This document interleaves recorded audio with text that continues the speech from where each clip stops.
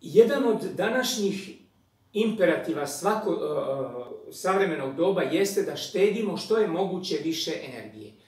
Ovdje ćemo dati primer kako u svakom domaćinstvu može da se uštedi energija zavisno od toga kako je projektant napravio i projektovao kuću i kako je ona postavljena. Da bismo to prikazali eksperimentalno, mi napravit ćemo eksperiment i vršit ćemo istraživanje.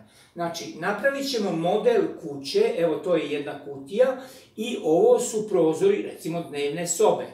Stavit ćemo termometar u tu kutiju i onda jednu takvu kutiju sa ovim jednim termometrom okrenut ćemo prema jugu, a drugu ćemo okrenuti prema severu i onda ćemo posle pola sata izmeriti kolika je temperatura na jugu, a kolika je temperatura na severu. Mi vama prepuštamo da sami proverite kolika će biti razlika temperature kod kuće okrenute prema jugu, prostorije okrenute prema jugu i prostorije okrenute prema severu. Ono što smo mi radili jeste da smo došli u našu kuću 24. oktobra i u 12 časova, bio je sunčan dan, temperatura je bila 24 stepena Celzijusa i mi smo onda merili sa dva termometra kolika je temperatura u našoj dnevnoj sobi koja je okrenuta ka jugu i ona je iznosila 23 stepena, a termometar koji je bio u sobi koja je okrenuta ka severu, temperatura je bila 20 stepeni. Znači, iz ovog možete da vidite kolika je razlika temperature na severnoj i na južnoj strani i da bi čovjek i svako od nas trebao to da iskoristi kod štednje energije prilikom grejanja ili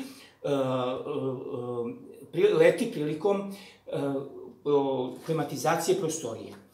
E sad, ako ovo sve uradite, onda možete i da date neki poster sa učenicima i mi ćemo ovdje dati jedan primer tog kako smo mi uradili na jednoj od naših izložbi. Ovaj poster je dosta kompleksan, mi ćemo gledati samo donji deo. Znači, pogledajte kuća, to je ta takozvana pametna kuća koja bi trebala da proizvede bar onoliko energije koliko potroši od domaćinstva, ako ne i više.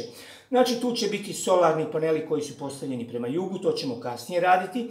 I ovdje vam prikazuje kako se kreće putanja sunca tokom leta i putanja sunca tokom zime. I na osnovu ovog, to je detaljno smo ovdje razmatrali, vi možete da vidite koliko energije u takvim kućama, takozvanim pametnim kućama koje se sada sve više grade, možete da uštedite vodeći računa o postavljanju kuće i koristeći razne nove uređaje koji proizvode energiju.